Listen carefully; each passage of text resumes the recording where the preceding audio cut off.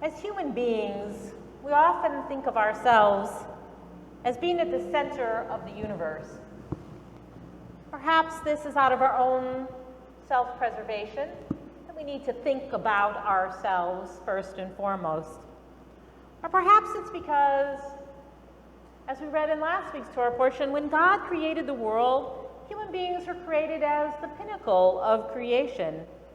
We were the last to be created, and when God saw those first humans, God saw them as tov ma'od, as very good, when the rest of creation had just been told they were tov, they were good.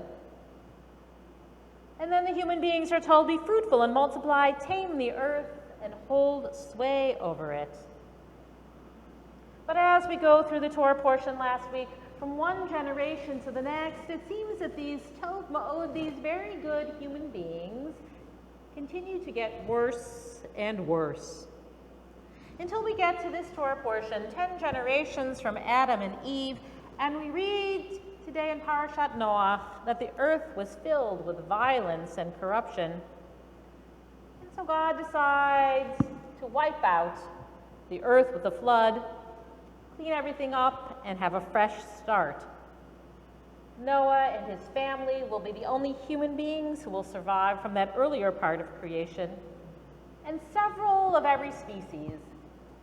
Now, the reason I say several is, you're going to say, but Rabbi, we know it's 2 by 2. Everybody knows the song about Noah and the animals going on the arky 2 by 2, right? We all learned that song as kids. But actually, a little, perhaps not well-known fact, is that in one place in the Torah portion it says they go on 2 by 2, and another place it says they go on 7 by 7, 7 of every species, right? I know I'm breaking your world here, first in that bubble of what you thought you knew. And so, of course, later on, the rabbinic tradition resolves that by saying, well, it's 7 of all the kosher animals and 2 of the non-kosher ones. I always love how the rabbis are able to solve these issues. What happened? What happened to those wonderful human beings who were created in the first chapter of Genesis? Well, perhaps it's a little bit of our arrogance of seeing ourselves at the center of the world. In the second story of creation, in chapter 2, we are told that the human beings live in this beautiful garden of Eden, and they are told to work the land and shomra, watch over it. So in the first story, they're told, tame the earth and hold sway over it. And so they could have thought, I'm the boss, I'm allowed to do what I want with this earth. The second story, though, says something different. You have a responsibility to be stewards of the earth, not just to use it for what you want. The natural environment is not meant for us to exploit it, but to tend to it. And yet, perhaps what we see at the beginning of the Torah portion is that humans were exploiting each other and the natural world around them for their own prosperity and comfort. And so God decided to destroy them and to start again. What these human beings failed to see was that they are connected to all of creation. As Noah will learn after the waters of the flood subside and they come out of the ark, that God will create the first covenant in Torah. And this first covenant is not just between Noah and God, or even between God and human beings. The first covenant that is created is between God and all of creation. And its sign, of course, as we know, will be the rainbow in the sky. And this covenant will remind us of our intimate connection with all of the created world. As we'll read in Genesis 9, God said to Noah and to his children, I establish my covenant with you and with your seed after you, and with every living creature that is with you, of the birds, of the cattle, and of every wild animal of the earth with you.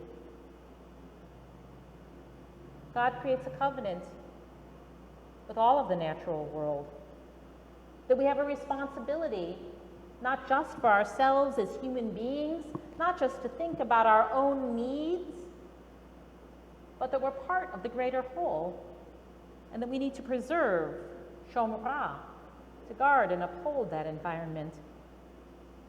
And yet, as we look at the world around us today and we see wildfires burning out of control and floods and droughts, different parts of the world suffering from different kinds of environmental disasters, we wonder, what have we done?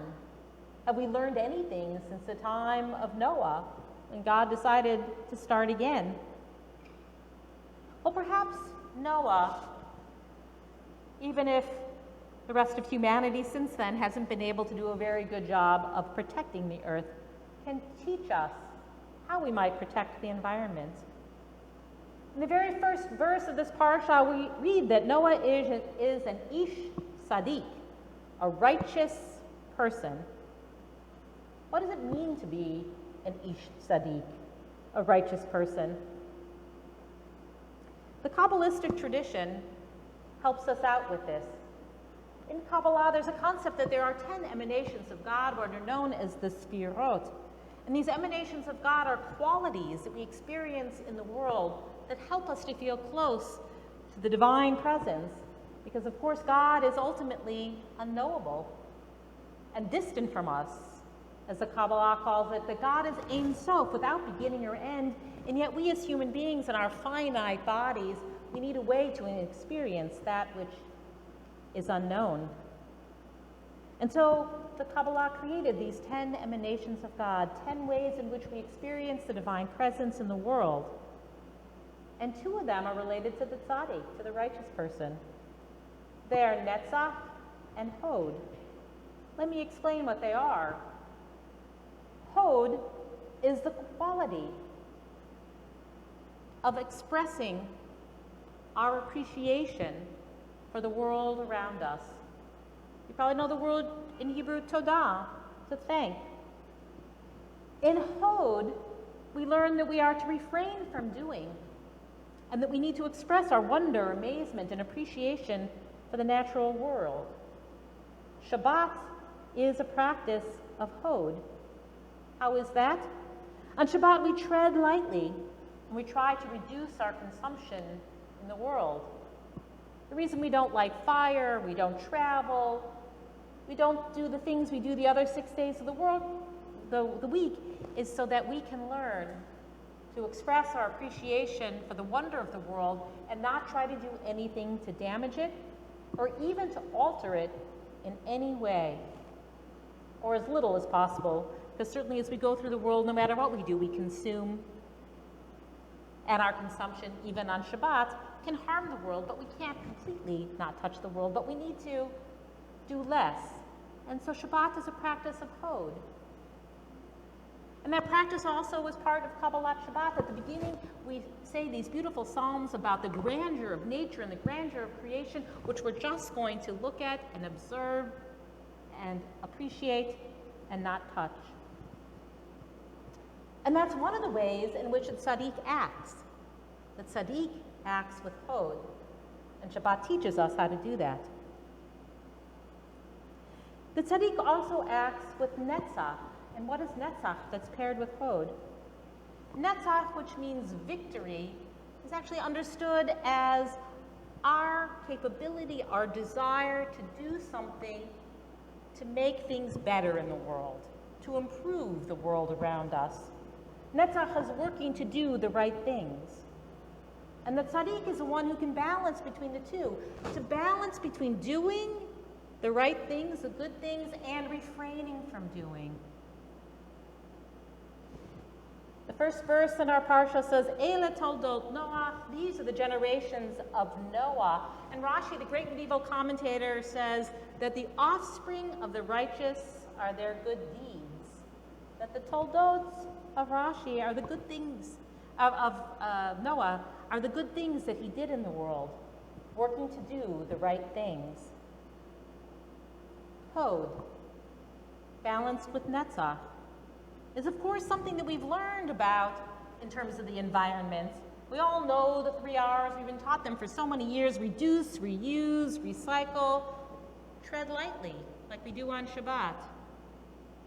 And Netzach, perhaps we could see as making change, not just in our own lives, but on a more global scale. There's been an argument in the environmental movement over the last number of years about how should we function to take care of our environment. Should we function in the mode of hod, of refraining from doing, of trying to tread more lightly, of reducing and reusing and recycling, things that we can do on a personal level? Or should we engage in netzach, making large-scale changes, trying to advocate for governments and corporations to do what they can, because we know that our small things we do when we recycle are not necessarily going to change the world. Yet for many years, there was this focus on our own personal behaviors. In the last few years, the environmental movement got fed up with it and said we need to focus on holding bad actors accountable for their actions. That this too much focus on the individual behavior is never going to make a dent. Climatologist Michael Mann argued this: a fixation on voluntary action alone takes the pressure off of the push for governmental policies to hold corporate polluters accountable, end quote. And in a 2015 commencement speech, the climate activist and author Naomi Klein said that the idea that we can save the world through personal actions is, I quote, objectively nuts. Yet the Sierra Club says we need both. The efficacy of personal actions shouldn't be measured solely on their potential benefits to the earth. They should also be gauged by how they benefit ourselves. When we take personal responsibility for our actions, we deepen our commitment to environmental sustainability. Living in accord with one's political vision is a way of laying the foundations for the world we want to see. This is what the Sierra Club argues. Individual behavioral changes remind us to act in the political realm. We need both code, our own personal actions of reduce, reuse, and recycle, and we need netzach. We need to hold bad actors accountable. We need to change how large corporations and governments behave. So what can we do as individuals, and how can we fight for systemic change? Well, this year in the Jewish calendar, as I talked about on Yom Kippur afternoon, is a year of Shmitah. A Shmitah year is a year in which, when we were farmers in Israel, we let the land lay fallow for a year every 7 years in order that the land would restore itself. And this year there's been a move in the Jewish environmental movement to say, how can we think about how we as individuals and communities can make individual choices, pushing ourselves a little bit harder this year to try to reduce and reuse and recycle, to think about the food we eat, how we can reduce our travel with gas-powered vehicles, etc. We had a conversation on Yom Kippur afternoon about some of the things that we might do here at Beth Emet. Rav Kook, the first chief rabbi of Israel, he made a commitment to the environment by only eating meat on Shabbat, and the other 6 days of the week to refrain from eating meat as a way to tread more lightly on the environment.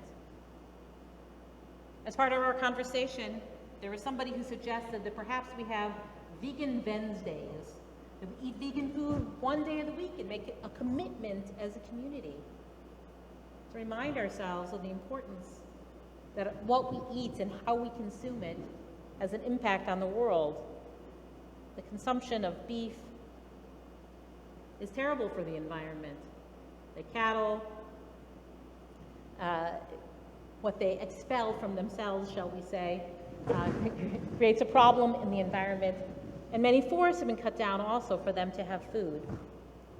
At the same time, it's not enough just to talk about our individual choices. We need netzach. We need to work for systemic change. I don't know if these are the ways in which Noah was righteous in his life. If he was someone who sustained the environment through active change, and if he also worked on his own personal behaviors. But these are ways in which we can learn about how we can be righteous. It's a balance between netzach, between making large changes, and hod, doing things in our own lives to tread more lightly in the world. and to spend time enjoying the world and appreciating it, and reminding ourselves how important it is for us to do this so that the next generation and those that come after can enjoy this beautiful world that we inherited. Amen. On page 586, we continue